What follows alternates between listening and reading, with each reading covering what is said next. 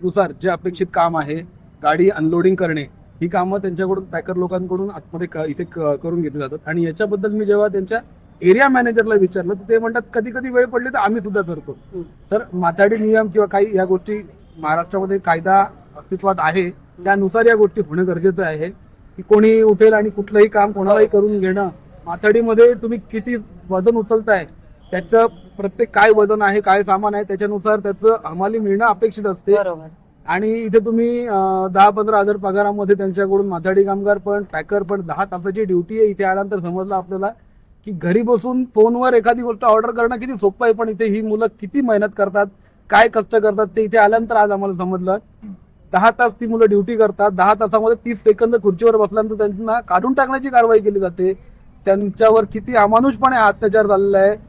मानवाधिकार किंवा कामगार अधिनियम काय आहेत की नाही याचा इथे प्रश्न पडतोय.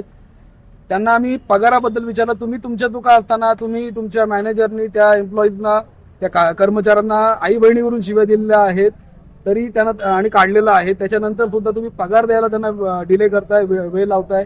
आमचं एवढंच म्हणणं होतं की तुम्ही पगार जे काय त्यांनी आधी म्हणाले 30 तारखेपर्यंत देऊ, नंतर म्हणाले 2 दिवसामध्ये मी प्रोसेस करतो. तर आम्ही आमचं एवढंच अपेक्षा होती की त्यांनी लिहून द्यावं की किती दिवसामध्ये तुम्ही पगाराचा प्रोसेस जी आहे ती कराल. तर लिहून द्यायला त्यांनी नकार दिलेला आहे. आणि आमची दुसरी मागणी अशी आहे की आतमध्ये जे पॅकर म्हणून काम करणारी मुलं आहेत त्यांना आई बहीण, कोणाची आई बहीण रस्त्यावर पडलेली नाहीये, कोणालाही दुसऱ्याच्या आई बहिणीवरून शिवी देण्याचा किंवा त्याची आई बहीण काढण्याचा अजिबात अधिकार नाहीये. त्याच्यामुळे कोणालाही शिवी देणार असाल, एम्प्लॉई आहे, तुमच्या घरचा कोणाच्या वडिलांचा नोकर नाहीये, तो कंपनीचा एम्प्लॉई आहे, कंपनीच्या नियमामध्ये तो काम करत नसेल, तुम्ही त्याला वॉर्निंग लेटर द्या, 2 द्या, 3 द्या, त्यानंतर काय जे काही नियमानुसार तुम्हाला कारवाई करायची ती करा, ते आम्हाला मान्य असेल. पण तुम्ही आई बहिणीवरून शिवी द्याल आणि कामावरून अचानकपणे काढून टाकाल, पगार त्यांचे अडकवून ठेवाल, तर ते शक्य नाही, ते आम्ही सहन करणार नाही. इथे महाराष्ट्रामध्ये बदलापूरमध्ये मराठी मुलांवर होणारा अन्याय त्याला वाचा फोडण्यासाठी आम्ही वेळ पडली तर इथे 2-2 दिवस पण बसू, जोपर्यंत या सगळ्याचा निकाल लागत नाही तोपर्यंत आम्ही इथेच बसू. अर्थात संगीताजी, अगोदर तुम्ही बोलून खरं तर यावर मार्ग काढण्याचा प्रयत्न केला आणि गेल्या अनेक दिवसांपासून हा तुमचा प्रयत्न चालू आहे, पण आता थेट मांडी घालून तुम्ही ते ठाण मांडून बसलेला. काय सांगाल नेमकं काय कारण, काय का वेळ आली अशी?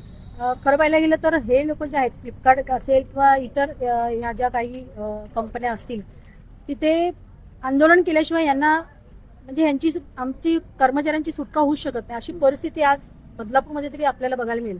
फ्लिपकार्ट सारख्या ठिकाणी जर मुलांना आया बहिणीवरून शिव्या, स्थानिक जी मुलं आहेत, आपली भूमिपुत्र आपण जे म्हणतो, त्यांना जर शिव्या खायची वेळ येत असेल आया बहिणीवरून, खूप दुर्दैवाची गोष्ट आहे. माझ्याकडे ज्या वेळेला ही मुलं आली तेव्हा मी त्यांना तेच सांगितलं होतं की सॅलरीचा जो विषय आहे, पगाराचा जो विषय आहे, तो पगाराचा विषय आपण शांततेच्या मार्गाने आपण बोलू, चर्चा करू. पण इथे आल्यानंतर सकाळपासून आमचं तेच गणित आहे की आधी आम्ही इथे येऊन गेलो त्यावेळेला आम्हाला सांगितलं की आमचे सिनियर येतील, सिनियरशी चर्चा केल्यानंतर आता सगळ्यांच्या समोर ज्यावेळेला इथे अगदी मारामारीपर्यंत हा विषय जायची परिस्थिती निर्माण झाली. कायदा हातात घ्यायचा नाहीये, आम्ही इथे शांततेच्या मार्गाने बसलो आणि आमची मागणी एकच आहे की त्या मुलांना त्यांची सॅलरी मिळावी, त्यांचा पगार जो आहे हक्काचा तो त्यांना मिळावा. आणि त्याचबरोबर ज्याने आई बहिणीवरून शिवी घातलेली आहे, मी तर म्हणेन की त्याने इथे येऊन यांना माफी मागावी आणि उठाबशा काढाव्या. त्याला बदलापूरचा रस्ता आता कायमचा आमच्याकडनं बंद होणार आहे. त्याला जर फ्लिपकार्ट मधून काढलं नाही तरी तो मराठी मुलगा असतात तरी सुद्धा त्याला अधिकार नाहीये कोणाच्या आया बहिणीवरून शिव्या घालण्याचा. तुम्ही पगार काम करून घेता आणि त्याचा मोबदला पण देता, आणि तो मोबदला दिल्यानंतर सुद्धा जर त्या मुलांना शिव्या घ्याव्या लागत असेल तर ती खूप दुर्दैवाची गोष्ट आहे. त्यामुळे आम्ही इथे बसलेलो आहोत, शांततेच्या मार्गाने बसलेलो आहोत, अजून तरी शांतत आहोत. पण जर इथे लवकरात लवकर आम्हाला त्यांच्याकडे लेखी मिळाली नाही, त्याची सॅलरी कधी मिळणार आहे किंवा ज्याने शिवीगाळ केली आहे त्याच्यावर काय कारवाई होणार आहे, हे जोपर्यंत निष्कर्ष होत नाही, याचं समाधान होत नाही आमचं, तोपर्यंत आम्ही इथून हलणार नाही.